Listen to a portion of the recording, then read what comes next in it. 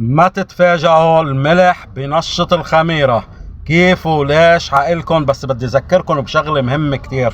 نصحناكن ما بدكن تستعملوا محسن الخبز، ما تستعملوه، بس بالحد الادنى امنوا المي ما تكون رقيقة تبعيتكم. ما ضروري تروحوا تشتروا مي، ولكن نوعية المي ما تكون مفلترة مكررة منزوعة منها المعادن يلي نحن بحاجتنا لتقوين لتماسك العجينة، والا بتصير عجينتكم مسترخية وتعبانة وما بتتخمر بشكل جيد.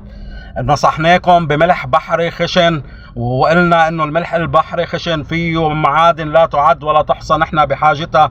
هيدي المعادن الموجودة بالملح البحري الخشن وبالمي اللي منا رقيقة يلي فيها معادن، نفس المكون من احد العناصر الرئيسية بقلب محسن الخبز هي المقويات للتماسك يلي معمولة من هيدي المعادن. لازم تستعملون هول الاثنين لحتى تأمنوا تماسك عجينتكم بشكل جيد. الخمائر اتفقنا انها بحاجة لوسط حمضي حتى تنشط وتعطينا كمية غازات، خصوصا بالفرن تعطينا فتحة اكثر للمخبوزات اذا كانت نشطة الخمائر.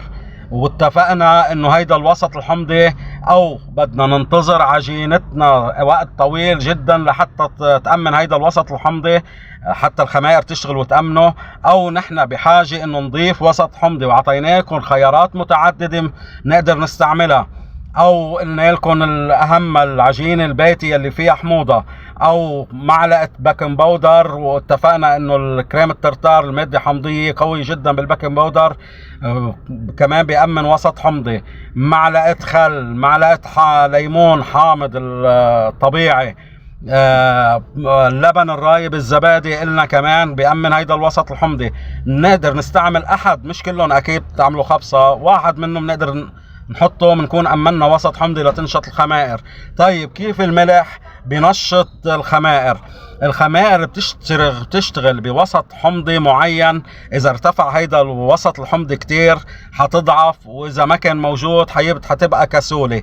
الملح دوره بعد ما نأمن نحن لخمائرنا الوسط الحمضي إنه يضبط الوسط الحمضي ما يرتفع بقلب العجينة لمستويات ترجع تضعف الخميرة من أول وجديد وما تعطينا كمية غازات وما تفتح معنا بالفرن بشكل جيد. اذا بهالطريقه هيدي بيكون الملح نشط الخمائر تبعيتنا. انا خباز ال99. اذا كنت بتهتم بهيدي المواضيع ما تنسى المتابعه والاعجاب ومشاركه الفيديو اذا قدرت.